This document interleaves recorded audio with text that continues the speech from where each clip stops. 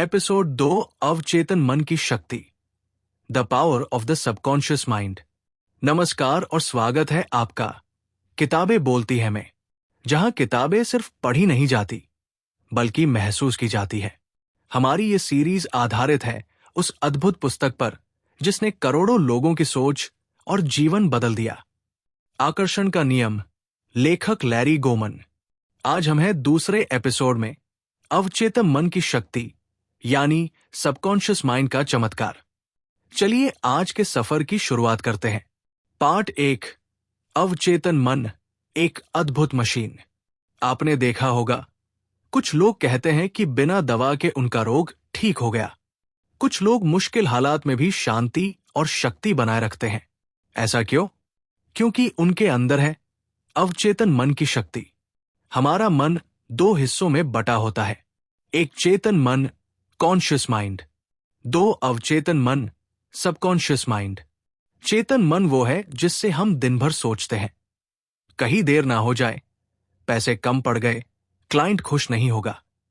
लेकिन अवचेतन मन वो चुपचाप सब कुछ सुनता है, महसूस करता है और बिना सवाल किए आदेशों का पालन करता है। ऑथर लैरी गोमन कहते हैं, अवचेतन मन एक सेवक है जो बिना सवाल किए आपका हर विचार पूरा करने में लग जाता है। अगर आप कहें मैं हर बार बीमार हो जाता हूं, तो अवचेतन कहेगा ठीक है, लो बीमारी। अगर आप कहें मैं हर दिन और स्वस्थ होता जा रहा हूं, तो वही होगा। तो सोचिए, आप क्या कह रहे हैं अपने आप से रोज? क्या आप खुद को गिरा रहे हैं या उठा रहे हैं? पार्ट 2, अवचेतन मन और हीलिंग। क्या आप जानते हैं कि आपका अवचेतन मन आपके शरीर को ठीक भी कर सकता है? इस किताब में एक कहानी है। एक महिला को एक गंभीर चर्म रोग था। दवाइयां अस्थायी आराम देती, लेकिन जैसे ही बंद करती, बीमारी लौट आती। फिर उसने अपनी सोच बदली। अब वो दिन में कई बार कहती, मेरी त्वचा सुंदर है, मैं स्वस्थ हूं, मैं शुद्ध हूं। शुरू में उसके अंदर की आवाज विरोध करती थी, नहीं, तुम बीमार हो। पर उसने हार नहीं मानी। धीरे धीरे वो खुद से कहने लगी, सब कुछ बदल रहा है और ये बदलाव मेरे लिए अच्छा है। धीरे धीरे उसका अवचेतन इस नए विचार को स्वीकार करने लगा और बीमारी गायब हो गई। क्या किया उसने? नकारात्मक विचारों को धीरे धीरे बदला, सकारात्मक सुझाव दिए। दिन में कई बार शांत मन से वही बात दोहराई। विजुअलाइजेशन यानी मानसिक चित्र बनाना सीखा। भरोसा रखा खुद पर और अपने अंदर की शक्ति पर। तो याद रखें, आपके अंदर ही है वो डॉक्टर, वो हीलर जो किसी भी दवा से अधिक ताकतवर है, आपका अवचेतन मन। पार्ट 3, सबकॉन्शियस प्रोग्रामिंग का फॉर्मूला। अब सवाल यह है, हम अपने अवचेतन मन को कैसे प्रोग्राम करें? लैरी गोमन कहते हैं, सबसे शक्तिशाली समय होता है जब आप सोने जा रहे होते हैं या सुबह उठे हो बस। उस समय चेतन मन कमजोर होता है और अवचेतन पूरी तरह खुला होता है।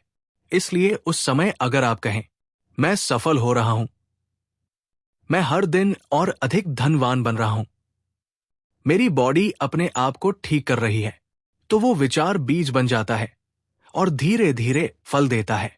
यूज प्रेजेंट टेंस, मैं हूं, ना कि मैं हो जाऊंगा।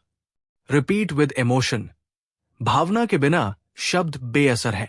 अवॉइड नेगेटिविटी, मैं बीमार नहीं हूं मत कहिए, कहिए मैं स्वस्थ हूं। विजुअलाइज विविडली, आंखें बंद करके महसूस करिए जैसे वो बात अभी हो रही है। जैसे एक छोटी बच्ची ने लगातार कहा, ये अब गुजर रहा है, और उसकी खांसी कुछ घंटों में चली गई। क्या आप भी एक ऐसे सेंटेंस चुनेंगे आज से जो आपके अवचेतन मन को नए डायरेक्शन में ले जाए? पार्ट 4, आपका मन ही आपका भविष्य है। आपका मन आपके लिए भगवान के जैसे है, जो भी कहो वही देगा। उसमें अच्छाई बुराई का फर्क नहीं होता, बस विश्वास और दोहराव की जरूरत होती है। आपका अवचेतन मन आपकी सोच को हकीकत बनाता है, बिल्कुल वैसे ही जैसे बीज से पौधा बनता है।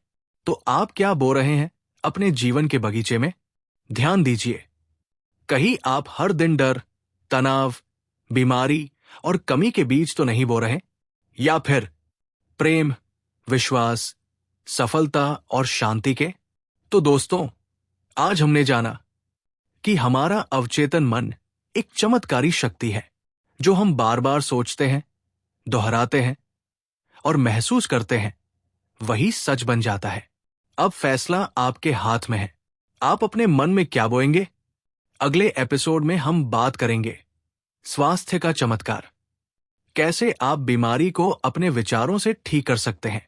अगर आज की बातें आपको दिल से जुड़ी लगी हो तो इस ऑडियो को जरूर शेयर करें। कमेंट में बताइए कौन सा विचार सबसे ज्यादा असरदार लगा। और अगर आप नए हैं तो किताबें बोलती है को सब्सक्राइब करना न भूलें। याद रखिए, किताबें बोलती है, बस सुनने वाला चाहिए। मिलते हैं अगले एपिसोड में।